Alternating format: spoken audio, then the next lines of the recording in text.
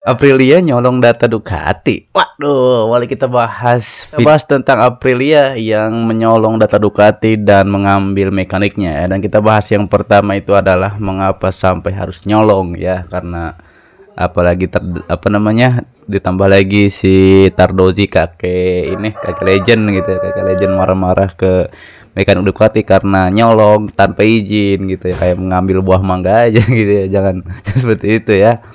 Dia nyolong pakai tablet ya, motornya BJK dia dari belakang buntut itu ya, buntut buntut ikan, buntut itu apa, buntut motornya BJK dia rekam pakai tablet, dan itu secara terang-terangan, dan itu ada video juga, nanti kalau misalnya ada, nanti ada di samping di sini turun, dan daripada itu harus nyolong gitu ya.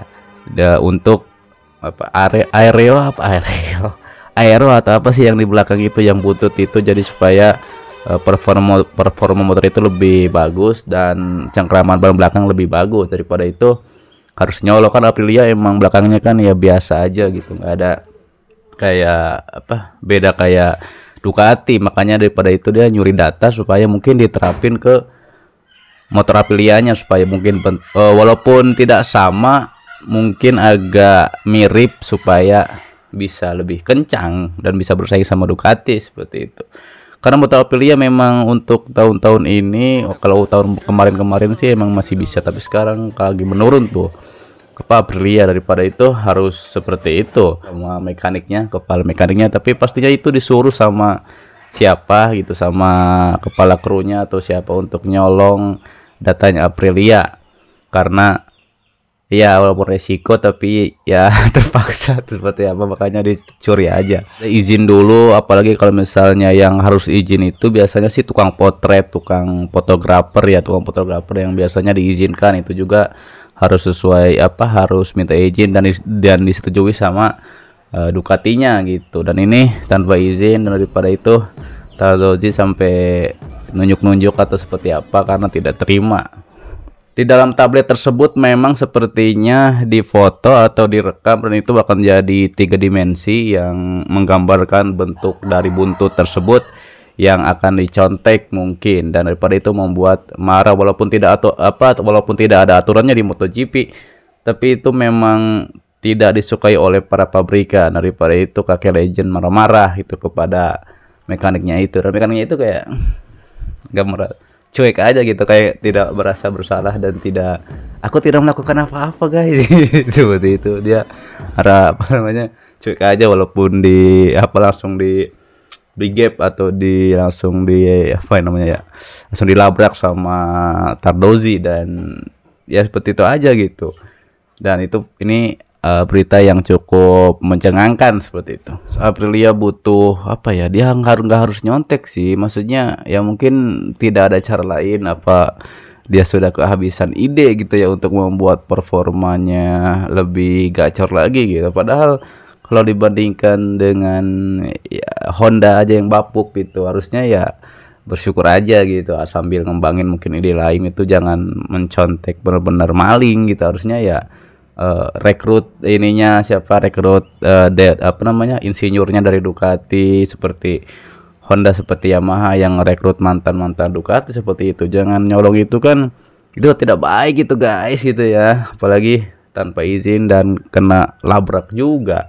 Walaupun kalau dibandingkan Aprilia sama KTM juga kan lagi bersaing untuk bisa mendekati Ducati, tapi kan tidak harus melakukan cara seperti itu. Harusnya tuh ya merekrut seperti itu, jangan nyolong, dan itu membuat gaduh juga, dan pastinya itu nanti bisa dicontek sama pabrik-pabrik lain, akhirnya ribut semuanya gitu. Itu jangan sampai terjadi gitu. Itu ya Aprilia harus cari tahu sendiri, walaupun emang motornya kalah dari Ducati, apalagi dari sprint race utama selalu aja Aprilia itu bisa disalip sama rider Ducati, apalagi sama Marquez ya, yang pakai GP23 aja bisa nyalip kayak Pak RT dan Vinales. Performa Aprilia walaupun pabrikannya mesin terbaru, walaupun performa Aprilia itu lagi mendekati, tapi tetap saja kalau ngelawan GP23 masih aja tetap kalah, padahal itu pabrikan, bukan satelit gitu ya, padahal pabrikan masih tetap aja kalah.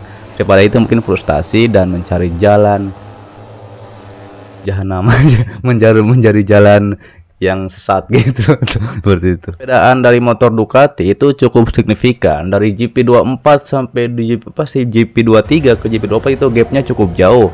Hal itu juga diakui sama kepala krunya Valentino Rossi, yaitu Fabio lupa ya, Fabio itulah gitu, ujian pokoknya kepala krunya VR46. Dia bilang bahwa performa motor 24 seperti yang dipakai oleh Bezzecchi dan Di Gia itu memang jauh gitu gapnya. Mungkin tahun sebelumnya masih bisa melawan, tapi untuk tahun sekarang gapnya itu terlalu jauh lah. GP24 sampai GP23 untuk melawan seorang Martin saja itu kewalahan, apalagi melawan seorang Pecco dan juga Enea yang bisa di air race dia bisa secepat kilat gitu, bisa langsung kayak terbang itu cepet banget gitu, bahkan bisa mengalahkan Martin dan Pecco di race-race yang tertentu di sirkuit mana seperti itu. Apalagi race kemarin itu Marquez bisa menyalip rider di belakang, Aprilia, KTM atau yang lainnya, bisa sampai juara 4 ya, walaupun tidak podium, tapi kalau tidak disenggol sama Morbidelli di awal, apalagi memang Marquez punya masalah sama motornya dan bahkan panik gitu ya kru-krunya gitu untuk mengganti ban atau semacamnya, karena sangat tiba-tiba dan membuat Marquez juga bingung, kepala kru juga kocar-kacir untuk tiba-tiba masalah motor, dan akhirnya Marquez tidak bisa mengaktifkan lupa. Kalau tahu silahkan silakan di komentar ya, tulis apa yang bisa diaktifkan Marquez ya. Akhirnya pas di race itu tersenggol, terlempar di posisi berapa tapi bisa bangkit. Sama Ducati yang pertama, mungkin yang kedua Aprilia atau KTM, ketiga Yamaha, dan ke paling bapuk ke Honda. Yamaha juga mengadakan namanya test rider, yaitu Andrea Dovizioso yang akan tes motor Yamaha M1 yang mesinnya atau spare partnya atau dalamannya itu diobrak-abrik agar motor ini agar lebih cepat dan melesat. Apalagi Dovizioso adalah mantan dari rivalnya Marquez yang jadi runner up tahun 2013 sampai 2020 ya kalau nggak salah, tahun-tahun sebelumnya, tahun-tahun belakangan itu, dan akan menjajal M1 ini di sirkuit Misano. Karena memang butuh rider berpengalaman seperti Andrea Dovizioso, karena kalau misalnya pakai pembalap baru itu belum tentu, pengalaman kurang. Daripada itu M1 ini harus dijajal atau dikendarai sama orang berpengalaman seperti Andrea Dovizioso. Dan Fabio bilang memang ada perkembangan dari Yamaha, daripada itu dia optimis tetap di Yamaha dan memperpanjang kontrak di Yamaha. Bisa saja dia waktu itu cabut ke Aprilia karena ditawari, tapi menolak karena percaya dengan project Yamaha yang bisa membuat dia lebih gacor mungkin di tahun depan, atau mungkin paruh kedua musim ini akan dimulai gitu, udah dimulai gitu ya, dan dia akan mungkin optimis seperti itu. Memang kalau dibilang dulu itu Yamaha kan lebih kuat, tikungannya itu andalannya Yamaha banget gitu ya pas raja tikungan gitu. Tapi sekarang tikungan itu kata Fabio justru menjadi kelemahannya M1, bukannya kelebihan kayak zaman dulu Rossi. Itu menjadi kelemahan bagi Yamaha. Daripada itu kalau disebut ini ya mungkin lurusan juga kalah, apalagi belokan juga kalah. Ya bingung gitu, mungkin ya harus ditingkatkan kalau dibandingin sama Yamaha, dibandingin sama Ducati ya jauh. Ducati punya akselerasi, top speed, terus dia tikungan jago, terus ya lurusan juga jago. Daripada itu harus memperbaiki gitu ya. Kalau mungkin beberapa pabrikan lain seperti KTM atau Aprilia mungkin dari beberapa jago di tikungan atau mungkin akselerasinya, tapi Ducati itu komplit, motor komplit yang bisa membuat ridernya juga semakin cepat. Kalau dulu mungkin ridernya hebat kayak Marquez gitu ya, dan skill pembalap itu walaupun pakai motor bapuk gitu ya, motor yang ya belum di upgrade gitu ya, belum mengandalkan skill pembalap kayak Marquez, Honda karena Honda percaya sama ridernya Marquez dan bisa juara terus waktu itu. Tapi ketika motornya bapuk, zaman semakin canggih dan ternyata motor dan di zaman sekarang motor dan rider itu harus seimbang itu ya. Kalau misalnya motornya bapuk, kalau misalnya pembalapnya jago, tetap aja performa motor bisa membuat ridernya kocar-kacir dan jadi bapuk juga gitu, motor bapuk. Terus itunya ridernya dari bapuk juga. Tapi kalau misalnya nggak seperti Ducati, motor mantap gitu ya, motor bagus dan ridernya bagus, dan itu bisa konsisten gitu, seperti itu. Tapi kalau motornya bapuk dikendali sama rider jago juga ya mungkin bisa gitu, mungkin bisa melawan, tapi ya nggak nyampe juara satu juga itu ya, jadi bapuk juga intinya begitu. Nggak kayak dulu yang pakai motor Honda kayak Marquez bisa jago. Contohnya aja Ducati gitu ya. Ducati waktu itu memang pakai motor yang susah dikendaliin kata Stoner juga, tapi dengan skill dan kemampuan dari Stoner dia bisa menaklukkan Desmodici yang kala itu memang bikin rider itu kewalahan, bahkan bisa crash beberapa kali gitu ya. Tapi setelah di-upgrade terus akhirnya bisa dikendalikan sama semua rider. Beda sama Honda itu lebih lembut, lebih apa ya, lembut sutra, bukan selembut sutra, lembutnya tuh lembut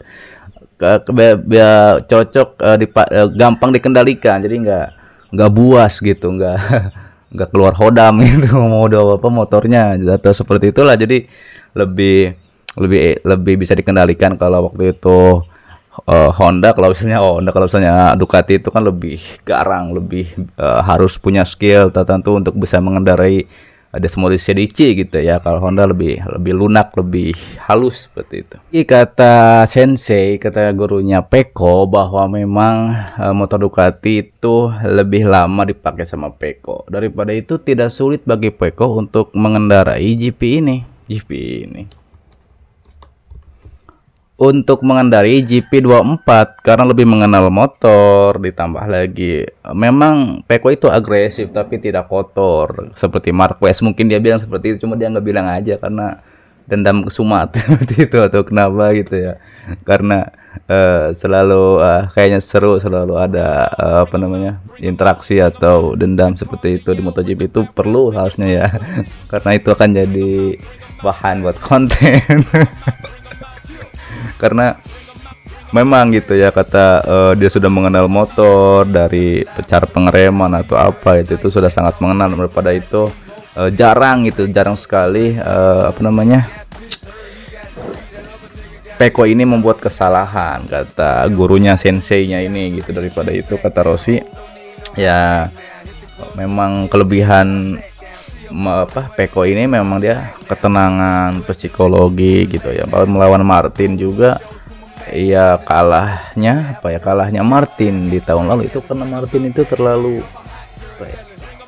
kena mental gitu ya, terlalu ambisius atau seperti apa, dia banyak kalah dan tidak kalah mental, pokoknya seperti itu, kena mental dan dia harus benar-benar mengalahkan Pecco dan ketenangannya buyar, dan itu menjadi akar masalahnya dia gagal di tahun sebelumnya. Martin bilang bahwa ia tidak marah ketika kalah dari Pecco. Ini menandakan bahwa memang persaingan ini manis gitu, atau persaingan yang sehat dengan Martin. Apalagi tahun depan Martin pakai motor Aprilia dan Pecco masih stay di Ducati bersama Marquez nanti.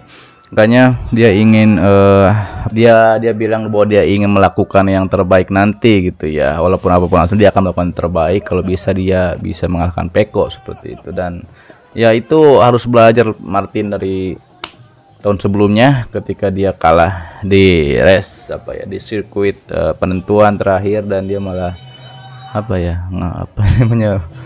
kalau nggak salah Marquez lagi ditabrak sama Marquez, kalau nggak salah senggolan atau gimana, nganceleng itu aja itu terbang itu dianya, motornya atau orang itu Pak. Juga Marquez mengatakan di tahun depan itu adalah titik dimana dia akan benar-benar full, performanya akan benar-benar melesat, karena tahun ini dia bilang bahwa dia ingin memulihkan, dia ingin memulihkan diri setelah bapuk terpuruk di Honda. Dia tahun ini dia akan memulihkan diri, membangun kepercayaan diri yang tinggi supaya musim depan bersama GP25 dia bisa lebih, kalau bisa dia bisa juara dunia di tahun depan bersama GP25 yang tentunya lebih gacor daripada GP23. Bahkan ada rumor yang mengatakan bahwa Marquez akan pakai